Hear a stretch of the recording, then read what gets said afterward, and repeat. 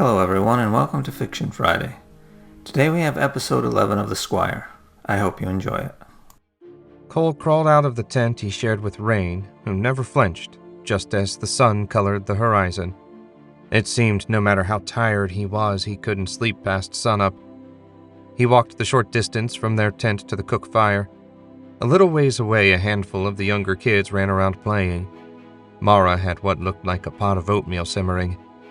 Ged sat behind her, eating a bowl. "How's your sister this morning?" Ged asked when he got close enough. "Still sleeping. I'll take her a bowl and wake her in a few minutes." "You really love her, don't you?" Mara said. Cole hesitated at the comment. He certainly didn't love Rain. He felt sorry for her. She was a long way from anything she knew. "I mean to keep her safe. How's Colt?" "He made it through the night. No sign of infection." Cole took 2 bowls. "Good. Maybe he'll beat the odds." He left Mara and Ged and returned to the tent. Rain showed no sign of stirring. He looked down at her. A little trickle of drool ran down her cheek. Cole smiled.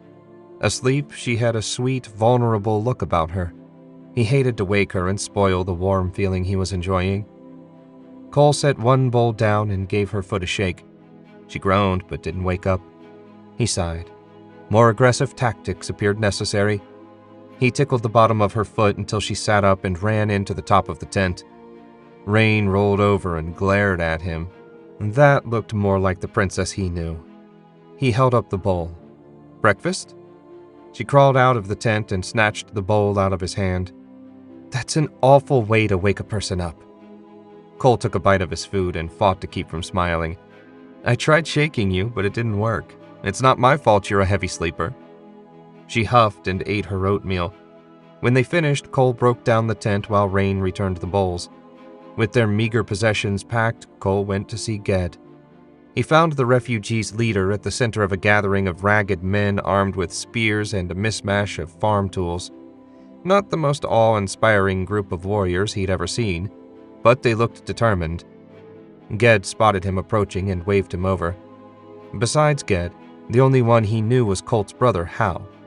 They exchanged nods, but didn't speak. "Cole, I was just setting our marching order." Cole nodded. "If you have no one assigned to it yet, I'd like to scout around and check for Beastman activity. Be good to know what we're walking into." Ged's eyes widened, and Cole suspected sending out a scout had never occurred to him. "Good idea.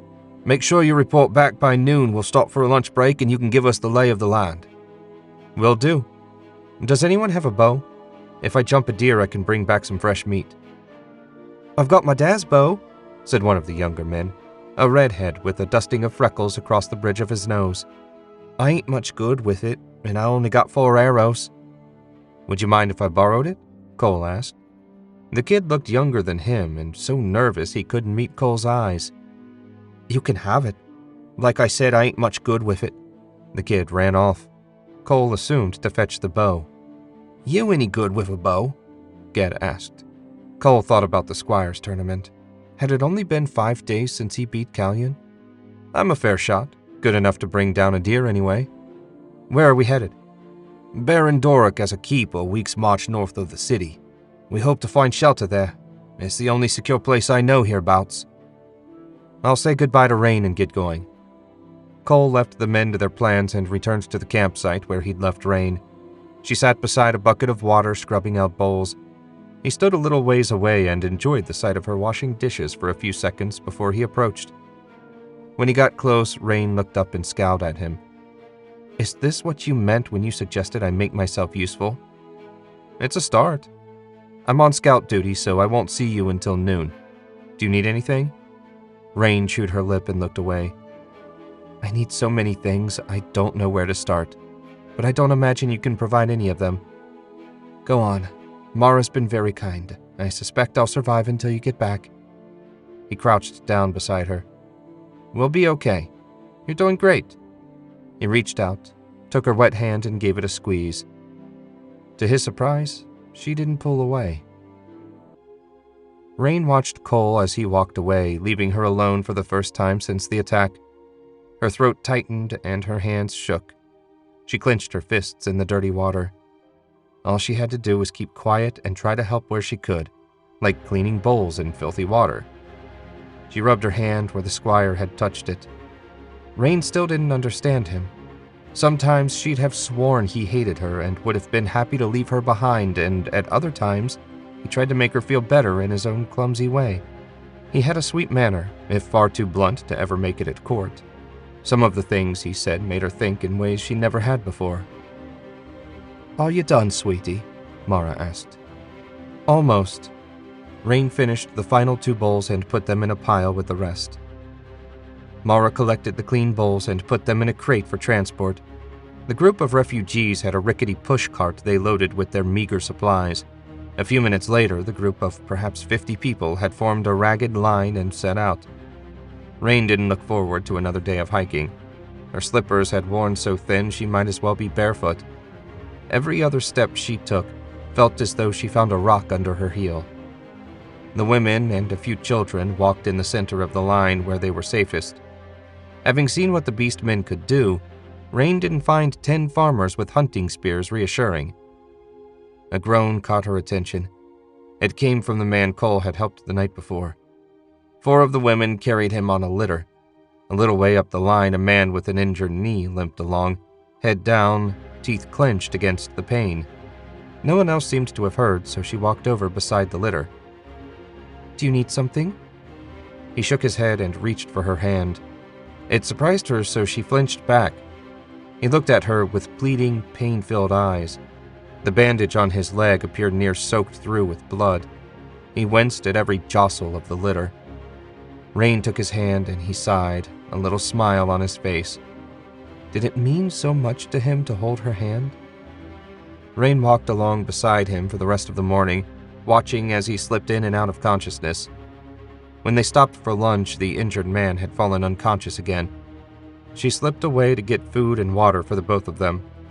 Partway to the cart, Rain spotted Cole emerging from the woods. He'd acquired a sheath for his sword and a bow. Perhaps he'd stolen them from another dead man. Rain shook her head. That wasn't fair, and she knew it. It looked like he was headed toward Ged, so she turned in that direction. He saw her approaching and waved, like a concerned brother happy to see his sister.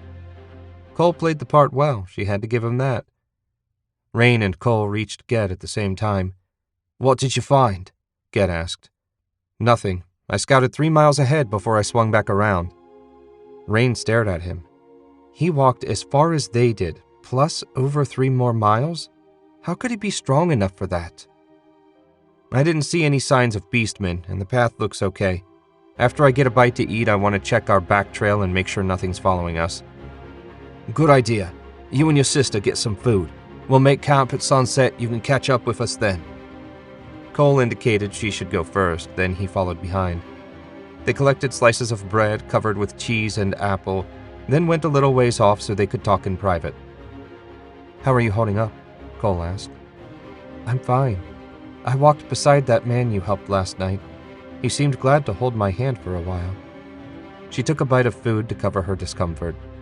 The way Cole looked at her, she suspected she failed. You can't blame him. Few things offer more comfort to a dying man than the chance to hold the hand of a beautiful woman.